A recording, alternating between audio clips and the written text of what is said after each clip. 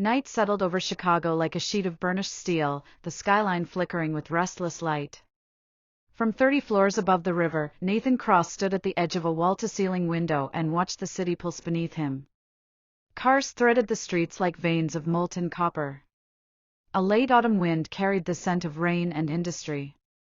Inside the penthouse, everything was silent except for the faint hum of the HVAC and the low crackle of a single fire in the marble hearth. Nathan rarely allowed silence to stretch this far. Most evenings were a blur of conference calls, late-night coding sessions, or tightly choreographed meetings with people who spoke in numbers rather than feelings. But tonight he had turned the phone face down, silenced every alert, and let the quiet press against him. It was in the silence that memories had the sharpest edges. He thought of Alana, the woman who once promised forever but had disappeared the moment Cross Innovations lost its first major contract. He thought of Julian, the partner who'd smiled through late-night brainstorming sessions while quietly siphoning company funds into a charity that never existed. Nathan had clawed his way back from both betrayals, rebuilding his tech empire until journalists labeled him a genius and investors begged for a seat at his table. But wealth could not cauterize the wound left by deception. Money had taught him many things, and the harshest lesson was this: people were rarely what they claimed to be. He pressed his palm to the cool glass and stared at the streets below. How many of those glittering windows hid motives behind charm? How many smiles concealed calculations? Nathan's fortune gave him access to every luxury, yet trust remained a currency he could never buy. Over the past year he'd toyed with a question that refused to leave him: what reveals a person's true nature faster than unlimited freedom? The answer had come to him during a late flight from San Francisco. He'd been reading a psychology paper about incentive experiments, small tests that used modest rewards to measure generosity or selfishness. What if the reward were limitless? What if someone were given a credit card with no ceiling and no restrictions? Would they reveal the size of their heart or the weight of their greed? The idea ignited something restless inside him. Not a game. Not a stunt. A controlled, private experiment. A way to observe without interference. For months he'd worked quietly with his most trusted assistant, Marin, to create a special account hidden within the company's labyrinth of holdings. From that account came 4 identical black credit cards, matte finish, no name, no spending limit. Each card was capable of approving any purchase, from a cup of coffee to an island. But the cards were only half the equation. The real challenge lay in choosing the recipients. Nathan paced the length of the penthouse, his bare feet whispering across imported stone tiles. 3 of the choices had been obvious. Serena Vale, the actress whose smile could melt box offices and boardrooms alike. Claudia Chin, a corporate attorney whose sharp mind and sharper instincts had made her one of the city's most feared negotiators. Isabella Frost, the influencer whose empire of curated perfection stretched across every platform and continent. Each woman represented a different form of power, celebrity, intellect, and influence. Each had crossed Nathan's path in the last year, orbiting his world of galas and investor summits. The 4th choice had come from a memory that refused to fade. Months earlier, during a night of insomnia, Nathan had wandered into a small 24-hour diner on the South Side.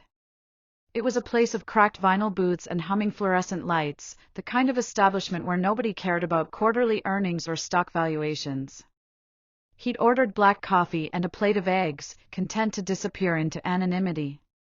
Halfway through the meal, a waitress with tired eyes and a loose braid approached his table. Her name tag read Lena. "Your tie's crooked," she'd said with a hint of a smile. "Looks like it's trying to escape." For a heartbeat, Nathan had been too surprised to respond. No one, certainly not in his usual circles, spoke to him with such easy candor. When he finally chuckled, she added, "Life's easier when you don't strangle yourself with silk." Then she topped off his coffee and walked away without waiting for acknowledgement. He'd watched her move between tables, efficient yet warm, slipping jokes to elderly customers and remembering the details of regulars' lives. There was nothing calculated in her kindness. She had no idea who he was, and that anonymity made her small act of honesty unforgettable. Weeks later, when the experiment began to take shape, Nathan found himself returning to that memory again and again. Something about Lena Ortiz, her unvarnished manner, her quiet competence, stood apart from the glossy world he inhabited. Without overthinking, he had instructed Marin to locate her. It had taken less than a day. Lena was 24, working double shifts to support her younger brother after their mother's health failed. No scandals. No hidden trust funds. Just a life built on grit and late nights.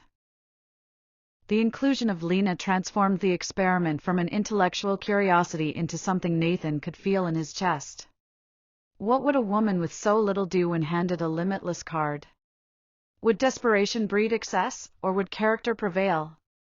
Now, standing in the glow of the city, Nathan imagined the 4 envelopes already on their way. Each contained a single black card and a handwritten note in his precise script. 3 days. No limit.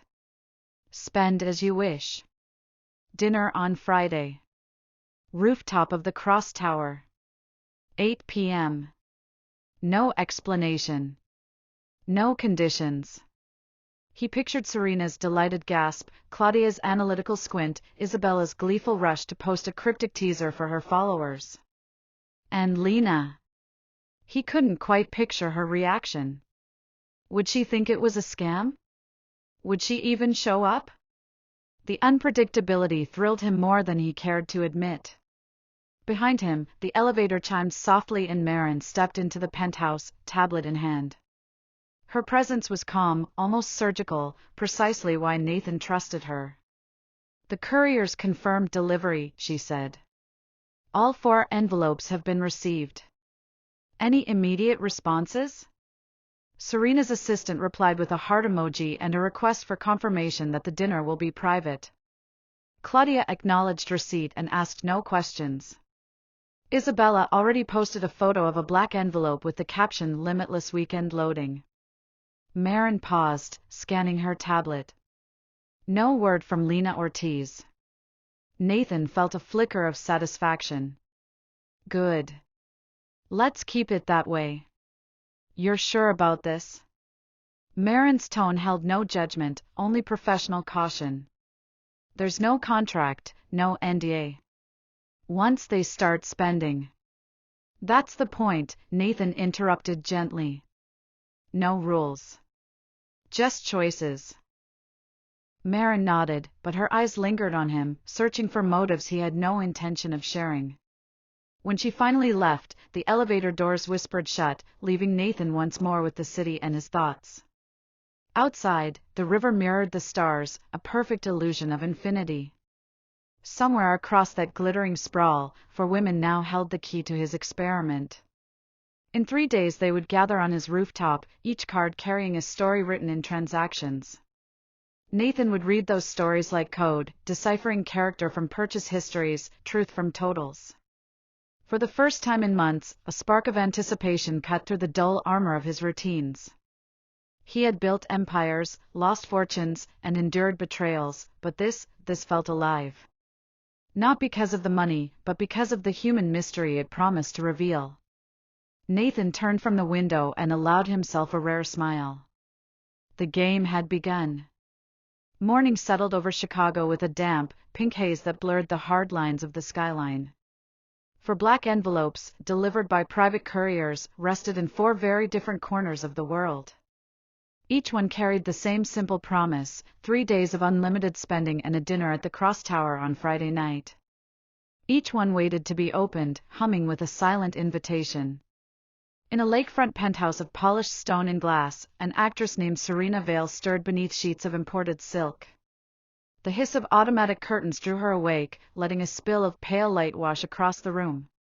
Her assistant entered quietly, carrying a silver tray with breakfast and the mysterious envelope. Serena reached for it before the coffee, sensing the pull of exclusivity before a single word had been read. She sliced the seal with a manicured nail and let the black card slide into her palm. No name. No limit. A handwritten note in Nathan Cross's unmistakable script. 3 days. Dinner Friday. The Cross Tower. Her lips curved with recognition.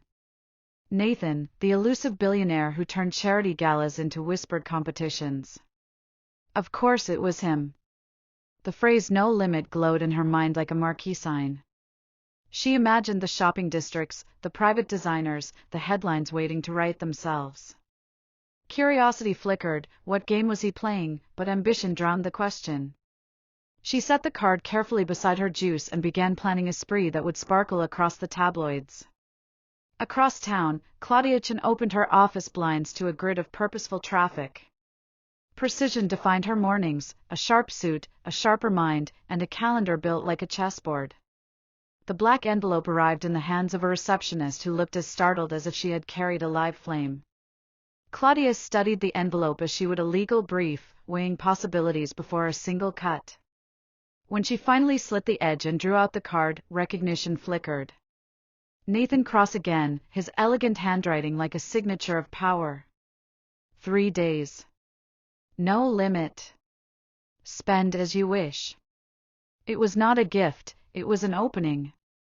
Unlimited resources could tilt markets, sway legislation, secure influence that lasted long after the balance sheets cleared. She felt strategy tighten like a drawn bow. Before the morning ended, she summoned her analysts, prepared to convert the blank check into lasting leverage. If this was a test, she intended to finish it before anyone else recognized the rules. Far to the west, in a sun-drenched Los Angeles kitchen gleaming with marble and mirrors, Isabella Frost broadcast her life to 500,000 followers. A courier buzzed at the gate midstream, and within minutes the black envelope appeared beneath the glow of her ring light. She tore it open with theatrical flair, reading the message aloud while hearts and fire emojis flooded her feed. 3 days.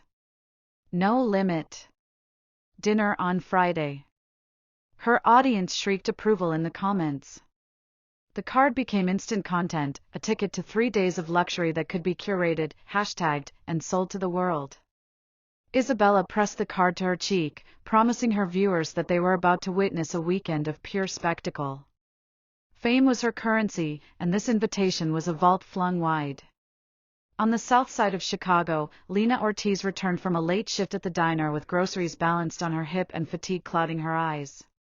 Her younger brother Mateo handed her the envelope without ceremony, saying only that a quiet man had delivered it by hand. The paper felt heavy, expensive, almost unreal. She opened it slowly, reading the elegant script once, then again. 3 days. No limit. Spend as you wish. Dinner Friday. A credit card lay beneath, dark as river stone, without a name. Suspicion tightened her chest. Scam, she thought. Or mistake. Then a memory surfaced, the man with the crooked tie at the diner months ago, the one who thanked her for a small kindness and left without a name. Could it be him? The thought felt both absurd and strangely possible. She set the card on the counter, its matte surface drinking in the kitchen light. Rent was due. Her brother's college applications carried fees.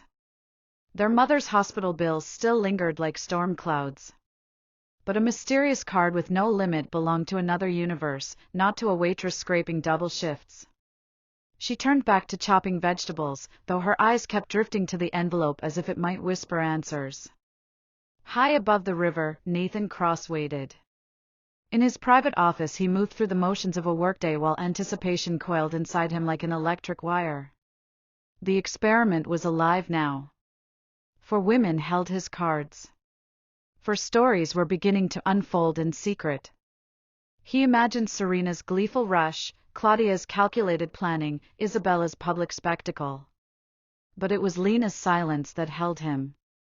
Would she dismiss the invitation as a prank? Would she use it? Or would she surprise him in ways even his algorithms could not predict? His assistant, Marin, reported the first faint signals. Serena's card had registered a tentative swipe at a luxury boutique before the charge was cancelled, the others remained untouched. Nathan gave a slight nod and turned back to the windows. The city spread beneath him in glittering complexity, each light a life, each life a mystery. For once he could not calculate the outcome. All he could do was wait and watch as human nature revealed itself one choice at a time. Night returned to the city, carrying with it the weight of possibility. Somewhere beyond the river's shimmer, Serena plotted indulgence, Claudia mapped power, Isabella teased millions, and Lena sat in a modest apartment staring at an envelope she did not trust. The cards were quiet for now, but each held the capacity to rewrite a life. Nathan pressed a hand to the cold glass and allowed a rare smile to curve across his face. The game had moved beyond his control, and that was exactly how he wanted it. Wind swept down the Chicago River as the city's Friday pulse quickened. Steel bridges groaned, ferries cut through the dark water, and somewhere in the clouds Nathan Cross prepared the stage where his experiment would finally take shape. The cross tower, a shimmering needle of glass and light, waited like a silent witness. At its summit, a private dining room gleamed with mahogany walls and windows that stretched from polished floor to midnight sky. Crystal chandeliers floated overhead like frozen fireworks. A single table, long and perfectly set, reflected the glow of hundreds of candles. It was a room designed to magnify every glance, every word, every secret. Hours before the dinner, four women moved through separate hours of anticipation, each carrying a black card that felt heavier than metal. Serena Vale, true to her nature, spent the day under the flash of cameras. Paparazzi caught her emerging from a Fifth Avenue boutique with bags so large they looked theatrical.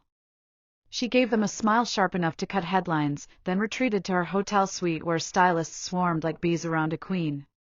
Gowns glittered across the bed. Diamonds sparkled in mirrored trays. Tonight, she said to her reflection, the game begins. She did not ask what game, she preferred games without rules.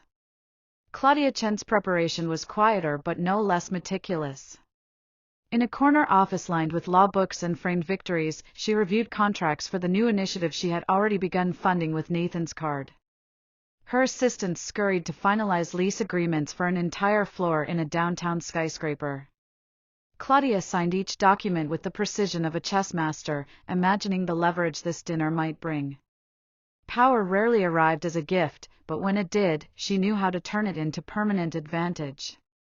Her wardrobe choice was a tailored black suit cut sharp enough to double as armor. On the opposite coast, Isabella Frost turned her preparations into spectacle. Her followers watched live as makeup artists painted her skin with a sheen of light and stylists layered her in a gown that shimmered like liquid gold. She paused midstream to flash the black card at the camera, sending hearts and fire emojis spiraling across the screen. Tonight, she told them, we see how far generosity can really go. Her voice carried the practiced innocence of someone who understood that generosity was only content if the world could watch. Across the city, in a modest Brooklyn-style walk-up transplanted to Chicago's South Side, Lena Ortiz faced her reflection in a borrowed navy dress. The hem brushed her ankles awkwardly, the shoes pinched. She had chosen simplicity because anything more felt like a lie. Mateo hovered in the doorway, tie crooked, offering clumsy encouragement.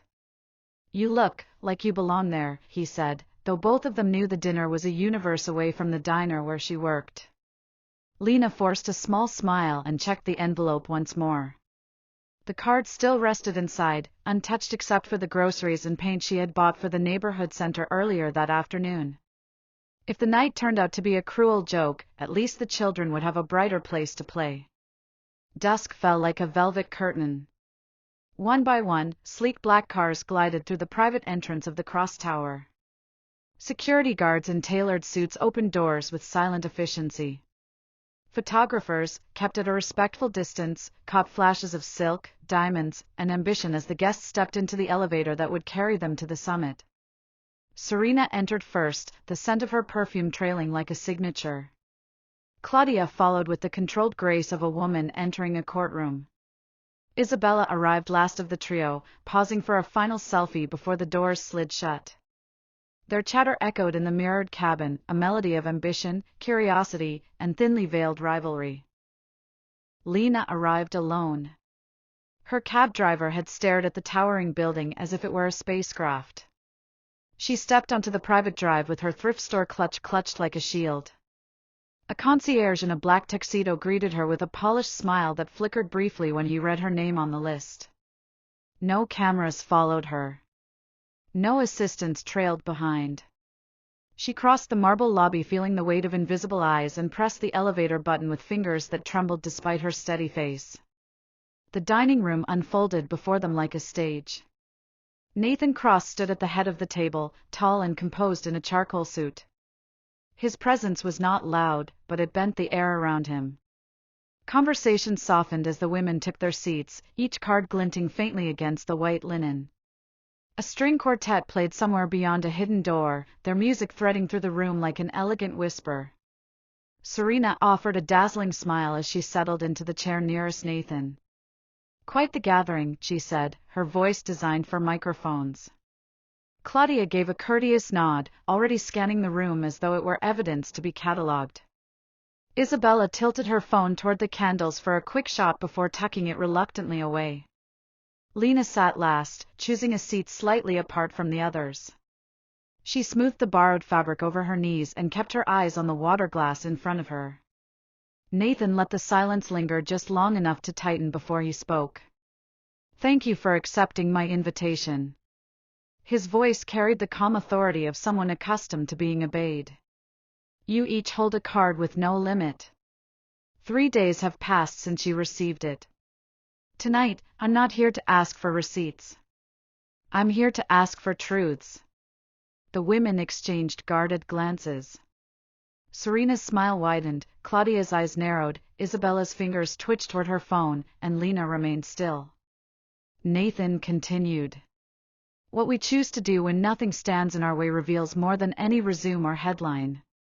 I invited you not for entertainment, but for understanding. Tell me, how did you spend your 3 days of freedom?" Serena leaned forward, the first to break the silence. "Freedom," she echoed with a practiced laugh. "I gave the world a little more beauty. Diamonds, couture, experiences that remind people life can sparkle. Isn't that what freedom is for?" Cameras might not have been present, but she delivered the line as if they were. Claudia followed, her tone precise. "I invested. Offices leased, initiatives launched, teams hired. Influence creates lasting change. Luxury fades, power doesn't." Her words landed like clean strikes on a chessboard. Isabella rested her chin on her hand, letting a playful smile dance across her lips. "I shared the journey," she said.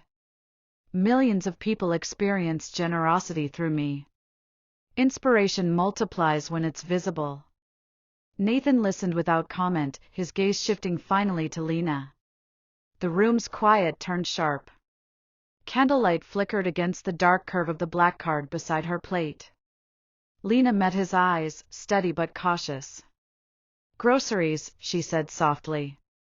"Paint. Toys. A block party for the kids near the community center.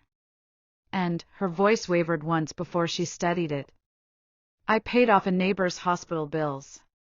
She's fighting cancer." A small silence bloomed, heavy and unexpected. Serena blinked as if she hadn't heard correctly. Isabella tilted her head, curiosity edging into disbelief. Claudia's brows drew together, calculating. Someone at the far end of the table let out a muffled chuckle. "Hot dogs," a man whispered to his companion, recalling the receipt rumors. Laughter rippled faintly, polite but poisonous. Nathan's jaw tightened, though his expression remained unreadable. He leaned forward slightly. "And you spent nothing on yourself?" Lena shook her head. "Not a cent." For a heartbeat the room seemed to hold its breath. Beyond the glass walls, the city glittered in silent testimony. Nathan felt something shift inside the fortress of calculations he had built around his life. This was not the answer he had predicted. It was, perhaps, the answer he had been unknowingly hoping for. The dinner moved on with courses of rare fish and delicate wines, but the conversation carried a new undercurrent. Serena recounted luxury purchases with increasing bravado, Claudia outlined policy strategies, Isabella described viral moments, yet every word seemed to orbit the quiet gravity of Lena's choice. Nathan watched them all, the strategist within him noting each glance, each flicker of insecurity. But when his eyes returned to Lena, he saw no calculation, only the calm of someone who had nothing to prove. As dessert arrived, a final toast was proposed. Crystal glasses rose, catching the chandelier light in 1,000 tiny suns. Nathan raised his own glass but spoke only 2 words, to choices. The others echoed the phrase, some with pride, some with irony, some with a trace of unease. Only Lena met his gaze across the candlelit table, her eyes steady, unguarded, and impossibly clear. The night wound down in a flurry of chauffeurs and camera flashes. Serena departed with a parting kiss of perfume. Claudia left with the quiet confidence of a sealed contract. Isabella paused for one last photo against the skyline. Lena slipped away alone, her borrowed shoes clicking softly against the marble floor. Nathan watched her vanish into the elevator, an unfamiliar ache unfolding in his chest. When the doors closed, the room seemed suddenly larger and emptier. Nathan remained by the window long after the candles burned low, staring at the city lights that now looked less like numbers and more like possibilities. For the first time in years, the outcome of an experiment refused to fit inside a spreadsheet. And for the first time in years, Nathan Cross felt something he could not quantify. Chicago slept uneasily beneath a bruised sky. Hours after the dinner, the cross tower still shimmered like a needle of light against the river's restless black. Nathan remained in the private dining room long after the last plate had been cleared. The staff moved quietly, extinguishing candles and polishing crystal, but his thoughts were louder than the silence. He replayed each answer as though studying a complex equation: Serena's glittering indulgence, Claudia's strategic investments, Isabella's public performance, and Lena's quiet selflessness. For women, for paths, each revealing a different hunger. The patterns fascinated him, yet the one he could not stop thinking about was Lena. He crossed to the window and pressed a hand against the cold glass. Below, the city stretched in electric veins of gold. In the tower's reflection he caught a glimpse of his own face, sharp angles softened by fatigue, and wondered when observation had turned into attachment. He told himself this was still an experiment, a study of human nature under the pressure of unlimited freedom. But experiments were supposed to remain impersonal. Somewhere between the invitation and tonight's final toast, the boundary had blurred. Across the city, each guest settled into a night shaped by the choices she had made. Serena Vale's suite glowed like a jewel box high above the shopping district. Assistants unpacked her new wardrobe while she lounged on a velvet chaise, champagne glass balanced effortlessly between manicured fingers. The dinner replayed in her mind like a scene she might one day dramatize on screen. She admired Claudia's sharp answers and Isabella's easy charm, but Lena's plain honesty unsettled her. It felt like a mirror Serena had not asked to face. She sipped the champagne harder, telling herself that generosity without glamour was simply small thinking. Yet the echo of Lena's quiet not assent lingered like a note of music she could not forget. Claudia Chin worked late into the night, her office lights burning long after downtown emptied. Contracts were filed, investments secured. She had turned Nathan's gift into tangible influence, a new research institute already bearing her name on the provisional documents. Yet as she reviewed the final figures, a subtle unease threaded through her satisfaction. Lena's simplicity gnawed at her strategic mind like a flaw in an otherwise perfect argument. Power was supposed to outlast sentiment, but what if the experiment Nathan had designed measured something more elusive? Claudia dismissed the thought with a shake of her head and returned to her spreadsheets. Numbers never lied. People did. Isabella Frost streamed a midnight update from her penthouse, golden gown replaced by silk pajamas. Her followers flooded the chat with questions about the dinner, hungry for secrets she coyly refused to share. She teased them with glimpses of the table, the skyline, the black card glinting like a forbidden artifact. Yet when the ring light cooled and the comments slowed, an unexpected stillness settled over the room. For all her broadcast bravado, Isabella felt a small ache of envy. Lena's story, the groceries, the paint, the hospital bills, was already trending online through secondhand whispers. No carefully curated post of her own could compete with that kind of authenticity. She stared at the silent card on her dresser and, for the first time, wondered whether her millions of followers were an audience or a wall. In a modest apartment south of the river, Lena Ortiz slipped out of her borrowed dress and folded it carefully on the bed. Mateo sat cross-legged on the couch, eyes bright with questions he could barely contain. "Was it amazing?" he asked. Lena smiled, though the evening still felt like a dream. "It was different," she said. She told him about the food, the candles, the questions Nathan had asked.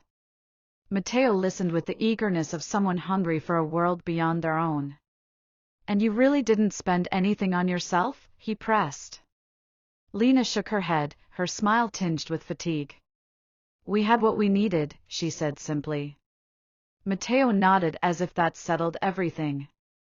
He didn't need to know about the way Nathan's gaze had lingered, or the strange warmth it left behind. Hours slipped by. Outside, the city deepened into silence broken only by the low hum of passing trains. Nathan left the tower at last and descended into the sleeping streets. His driver offered the usual discreet ride home, but Nathan dismissed him with a quiet word. He preferred to walk. The night air smelled faintly of rain and steel. He moved through the city like a ghost, anonymous despite the fortune and headlines that usually preceded him. For once he was not the billionaire host or the architect of experiments. He was simply a man following the pull of a question he could not yet name. His steps carried him toward the south side without conscious decision. Streetlights flickered across cracked sidewalks and corner shops still open for late customers. He passed a mural of children playing beneath a painted sun, the fresh streaks of new paint catching the glow of passing headlights. He recognized the colors, bright blues and yellows purchased with the card he had given. The sight stopped him. In the hush of early morning, the wall seemed to hum with life. This, he thought, is what freedom can build when it isn't devoured by greed. Not far away, Lena sat by the window of her small kitchen, sleepless. She cradled a mug of cooling tea and watched the faint shimmer of downtown lights on the horizon. The black card lay on the table, silent and inert now that the 3 days were over. She wondered what Nathan would do with the answers he had collected. Perhaps there would be no aftermath, no prize, no punishment, only the memory of a strange invitation that had briefly cracked open the boundaries of her life. Yet part of her sensed that the evening had been only the beginning of something she could not yet see. Back in his penthouse, Nathan finally stopped walking. He leaned on the balcony rail as dawn bled pale pink across the lake. The city stirred below, unaware of the experiment unfolding in its heart.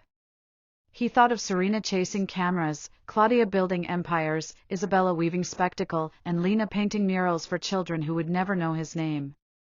For choices, each a map of character. He had set the game in motion to prove a theory about wealth and freedom, but Lena's answer had cracked that theory wide open. Generosity without recognition. Kindness without expectation. It was the one variable he had not accounted for, and it left him feeling both exposed and strangely hopeful. The first sunlight caught the edge of the cross tower, igniting it in molten gold. Nathan closed his eyes against the brightness, allowing the warmth to settle on his skin. The experiment was far from over. There would be ripples, media leaks, shifting alliances, new calculations, but beneath all the noise lay a single truth he could no longer ignore. In a world where everyone chases what glitters, the rarest wealth belongs to the one who gives everything away. Far below, Lena finished her tea and stood to wake Mateo for school. The black card still rested on the table, its silent promise spent yet somehow unbroken. She slipped it into a drawer, unsure whether to keep it as a souvenir or throw it away. Either choice felt final. Either choice felt like the first move in a game she did not understand. As the city brightened, for women prepared for the ordinary days that followed an extraordinary invitation. Serena rehearsed interviews, Claudia reviewed markets, Isabella planned her next stream, and Lena tied her hair back for another shift at the diner. None of them knew that Nathan watched from afar, already designing the next move, already wondering which of them would answer when freedom called again. Morning arrived in Chicago with the quiet authority of inevitability. Streetlights flickered off one by one, and the river reflected pale streaks of sunrise like molten silver. Nathan Cross sat in his penthouse, glass of untouched coffee in hand, eyes fixed on the city below. From this height, everything seemed manageable, ordered. But the reports blinking on his screen told a different story. Headlines screamed about the mysterious crosscards, each story spun to provoke curiosity, envy, or outrage. Serena Vale dominated every tab. Photos of her striding down Fifth Avenue with designer bags spilling over her arms, her hair a perfect wave, her smile gleaming for the cameras, had been shared and reshared 1,000 times. Each click, each comment, carried praise, jealousy, and ridicule in equal measure. Luxury unbound, one headline read. Out of touch, another demanded. Nathan's jaw tightened. Serena had expected this. She had rehearsed for this. And the world loved to watch someone with everything take even more. Isabella Frost's live-streaming footage was more viral than any paparazzi shot could hope to be. She had taken a selfie in every boutique, posed beside the deliveries of groceries and toys she'd been handed to document, and edited them to tell a story where she was the center, the lens, and the star. Comments poured in like a river breaking its banks, likes, fire emojis, hearts, and endless scrolling praise. Yet beneath the glimmer, Nathan detected the subtle manipulation, the way every post was calculated to control the narrative. Influence, he realized, was not generosity. It was performance. Claudia Chin was quieter, precise. Her phone buzzed constantly, an endless stream of confirmations for the offices she had leased, contractors she had commissioned, and initiatives she had begun. She had transformed her card into leverage, extending influence as far as the city's skyscrapers would allow. Nathan reviewed each transaction, noting efficiency, precision, and cold calculation. No mistake, no waste. Yet there was a chill in it, a sense of control that demanded obedience from everyone it touched. For Claudia, the world was chess, and money was only one piece on a vast board. Then there was Lena Ortiz. Nathan scrolled down her transactions last, almost hesitating. Groceries. Paint. Toys. Supplies for the neighborhood center. Payments to a hospital for a woman fighting cancer. Small contributions to local schools. And one unusually large expense, a block party for the children of her community, including food, games, and a temporary mural project on a crumbling building. Every purchase carried purpose, weight, and quiet care. No cameras. No fanfare. No thought of recognition. It was the first time in years that Nathan felt something stir in his chest beyond curiosity, something resembling respect, or maybe awe. Lena herself woke late that morning, the sun streaming through the thin curtains of her apartment. Mateo stirred on the couch, murmuring about a dream in which they were flying over the city. Lena brewed tea, thinking over the previous night. The dinner had been strange, unlike anything she had imagined. Questions about money, choice, and freedom had been asked and answered, and yet the repercussions were already spiraling outward. Her block party, which she had thrown with pure intention, was now trending on a local blog. Children's laughter had been photographed, shared, and interpreted in ways she could not control. She felt the weight of attention but resisted the temptation to respond publicly. Fame, she had learned, could distort even the clearest intentions. Instead, she focused on the center, checking the paint on the walls, arranging donated toys, and preparing snacks for the children who arrived with sleepy eyes and eager hands. Each smile, each thank you, grounded her in reality far stronger than any social media metric could. Nathan left the penthouse after an hour of reviewing the reports, moving with deliberate anonymity through streets that were still quiet with early traffic. The city had no idea that he walked among it, a billionaire stripped of title, observing the results of his own experiment firsthand. He visited the neighborhoods Lena had impacted, arriving in a simple hoodie and jeans, unnoticed. The walls of the community center bore splashes of bright paint, still drying in the morning sun. Children ran along the cracked sidewalks, chasing each other and shouting their delight. Volunteers moved in rhythm with purpose, distributing toys, snacks, and books. Nathan paused at the corner, leaning on a lamppost, and watched. The sight unsettled him more than he expected. Every transaction he had monitored on a screen had become something tangible, and yet it was not power, influence, or spectacle, it was care.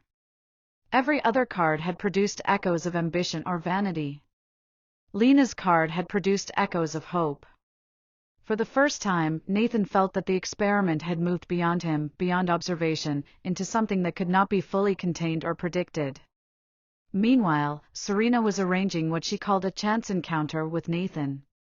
She arrived at a downtown cafe minutes apart from him, her heels clicking with deliberate rhythm. Her smile was effortless, practiced, as she approached his table. "Nathan," she said, voice dripping with charm, "I wanted to discuss your little project." Fascinating concept, really. Imagine the possibilities if we extended it further. Nathan observed her, noting the way her eyes darted toward the black card tucked into her designer bag. Serena wanted attention, connection, recognition, everything she could not buy. And Nathan, despite his fascination with Lena, could not ignore her presence. Claudia made her move differently. She had spent the morning in conference calls, then arranged a meeting with Nathan's financial team, ostensibly to discuss the follow-up to her investments. Her tone was courteous but edged with intent.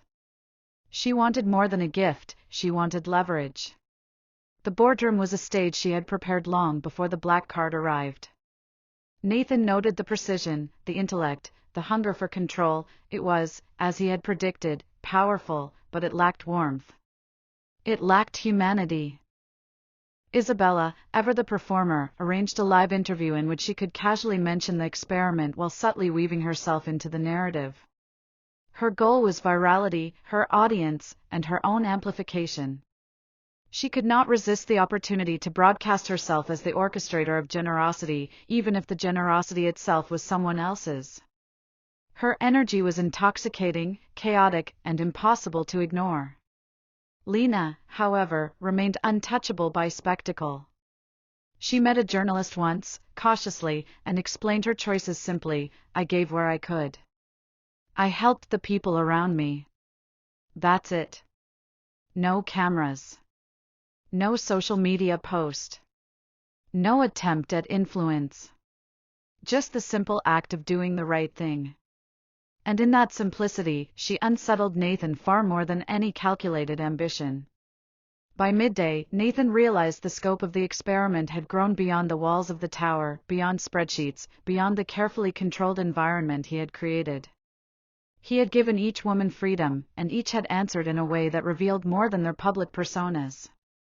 Serena's indulgence, Claudia's strategy, Isabella's spectacle, and Lena's selflessness formed a map of human motivation, one that he could follow but never fully predict. And then, the first ripple reached him in the form of media chaos. A local blog had photos of Lena delivering toys to children, captioned with speculation: "Who really benefits from this generosity?" The post was innocent, factual even, but the online comments twisted it immediately. Some praised her. Others questioned her motives, suggesting manipulation or hidden ambition. Nathan read through the threads, his mind whirling. He had expected scrutiny for Serena or Isabella, but not for Lena. Not for someone who had given without expectation, who had not sought attention. The irony was brutal. The day passed with a strange rhythm. Nathan visited more neighborhoods impacted by Lena's spending, each sighting deepening his admiration. He observed community centers, small clinics, and street murals, all bearing the traces of her choice. He returned to his office in the tower only to find Serena attempting to schedule a public interview, Claudia demanding clarification on contracts, Isabella live streaming from a nearby cafe. Nathan realized that the black card had not only tested human character, it had exposed it in a public theater. Even as evening approached, Lena continued her work in quiet anonymity. Children painted stars on the walls, volunteers carried boxes of supplies, and the faint hum of laughter filled the streets. Nathan, observing from a distance, realized he was no longer interested in numbers, headlines, or influence. What mattered now was the impact of choices, the ripples that one person's selflessness could create in a world often deaf to generosity. And when the sun finally dipped behind the skyscrapers, Nathan Cross understood a truth he had not expected to confront. Control was an illusion, and yet influence, when wielded with care, could move more than money ever could. Lena had done more in 3 days than anyone else could in a lifetime of ambition. And in that realization, Nathan felt both fear and hope, the fear that others might tarnish her impact, and the hope that her courage could inspire something larger than even he could orchestrate. Night descended over Chicago with the slow certainty of a curtain being drawn. Streetlights glimmered against slick asphalt as Nathan Cross made his way back to the tower. He had spent the day walking the neighborhoods Lena had touched, visiting community centers, clinics, and corner stores where her purchases had arrived. Each location carried evidence of care: paint-streaked walls, neatly stacked toys, shelves lined with groceries, and each site stirred something in him that no balance sheet, no transaction report, no spreadsheet could ever capture. He did not go to his penthouse immediately. Instead, he lingered at a small park near the river, watching children play under the dim glow of the lamps. Laughter echoed, ragged and unpolished, bouncing across the brick facades of nearby buildings. Somewhere in the distance, a woman's voice called out directions, her tone gentle but firm. Nathan felt a familiar twinge in his chest, the pull of admiration, tinged with something more, something that had nothing to do with status or wealth. Lena. Back in her apartment, Lena prepared for a late evening at the community center. She had promised volunteers she would oversee the final touches on the block mural and organize a reading circle for the children. Mateo was asleep on the couch, curled in the blanket she had stitched from scraps. She poured herself a mug of tea, savoring its warmth, and glanced at the black card tucked safely in a drawer. 3 days had passed, the limits lifted, the experiment concluded, and yet the card remained. She had considered sending it back, burning it, returning it anonymously, but something in her had insisted on keeping it for reasons she could not articulate. Perhaps as a reminder, perhaps as proof that choices mattered more than money. Meanwhile, the media storm intensified. Photos of Serena's spree dominated the headlines: handbags, jewelry, champagne towers, luxury suites. The world marveled, criticized, and envied her. Nathan skimmed the articles, noting every word, every editorial slant, every comment. It was predictable, just as he had expected. Isabella's social media channels exploded with clips from the dinner, her commentary weaving a narrative in which she was both participant and observer, a storyteller shaping reality to her advantage. Claudia quietly monitored her own growing influence, ensuring that her office deals and contracts remained insulated from public scrutiny. But Lena, the quiet Lena, the woman who had smiled and laughed in his dining room without knowing his identity, was trending for reasons Nathan did not anticipate. A local blogger had shared images of the block party she had organized, her arms full of toys, laughter spilling from her mouth as children crowded around her. Comments poured in, praise mingling with suspicion. Some wondered if it was a staged event, a calculated move to garner attention. Others praised the effort, highlighting the genuine need in the community she had served. Nathan leaned back in his chair, watching the story unfold, feeling the tension in the air between intention and perception. Nathan's phone buzzed incessantly with messages from board members, assistants, and journalists. Some demanded explanation, others sought comment. He had expected inquiries about Serena, Isabella, and Claudia, but Lena's name carried a weight he had not anticipated. He realized that the world was eager to distort generosity into ambition, kindness into manipulation. And for the first time, he felt the need to intervene, not as a CEO managing reputation, but as someone who had witnessed truth firsthand. Serena, sensing an opportunity, arranged another coincidental meeting. Nathan found himself in a cafe near the financial district, her heels clicking insistently against the tiled floor. Her presence radiated control and charm, each movement deliberate, rehearsed. "Nathan," she said, leaning casually across the table, "don't you think Lena's choices are predictable in a way? Helping kids, donating to charity, it all sounds noble, but it makes her stand out. Makes you notice her. Makes me wonder if she understands the full game." Nathan studied her, noting the subtle edge in her tone, a mix of critique, curiosity, and desire. Serena had always played for attention, and now she sought to manipulate the narrative surrounding Lena. Claudia, ever calculating, did not approach Nathan with charm but with strategy.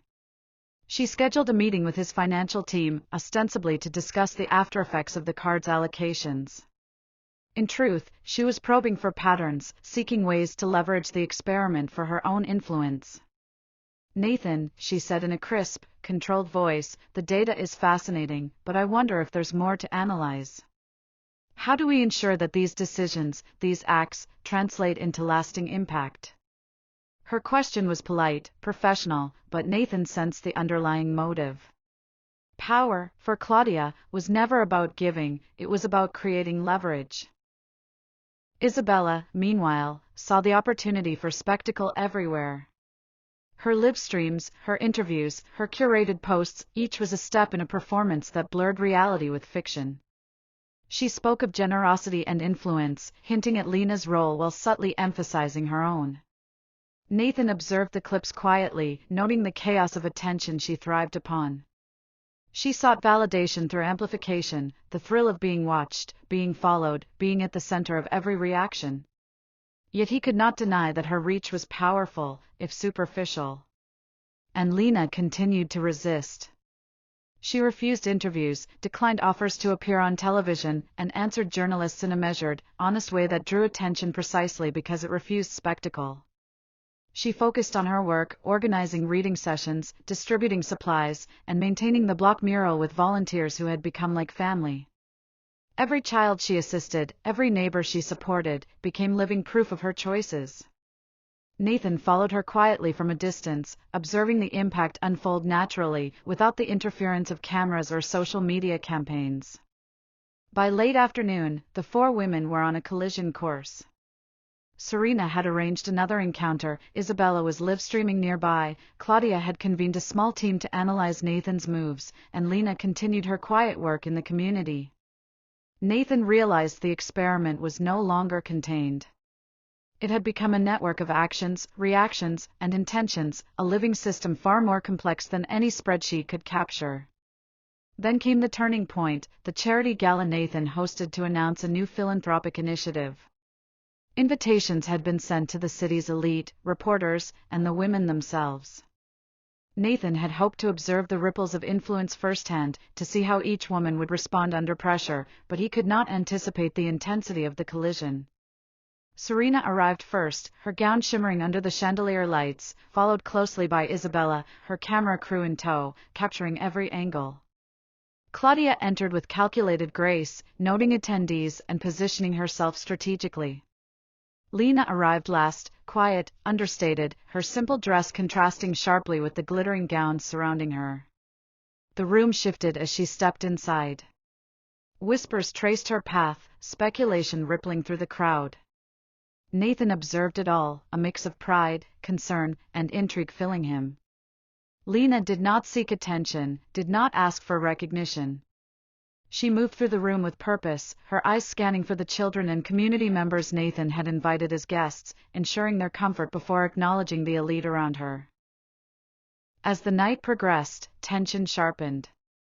Serena and Isabella vied for Nathan's attention subtly, their motives hidden beneath smiles and conversation. Claudia maneuvered quietly, seeking leverage where she could. Lena remained focused, refusing to be drawn into the spectacle. Her quiet defiance, her refusal to seek validation, unsettled the others. Nathan noticed the shift in the room, the way ambition clashed with integrity, spectacle with substance, performance with reality. The gala ended with a toast, champagne glasses lifted high, the city skyline glittering behind them. Nathan watched Lena raise her glass, not in showmanship, but in acknowledgement of the work done, the children helped, the community strengthened. It was a gesture unnoticed by most, but to Nathan, it spoke louder than any headline, any viral post, any carefully calculated act of influence. By the end of the evening, Nathan understood a truth he had only glimpsed before: the experiment had moved beyond observation, beyond control. It was no longer about predicting behavior. It was about recognizing it, understanding it, and acknowledging the impact of genuine choice in a world dominated by ego, ambition, and spectacle. Lena's quiet strength had created ripples that touched more than just the city. It had unsettled the very assumptions Nathan had held about human nature, generosity, and influence.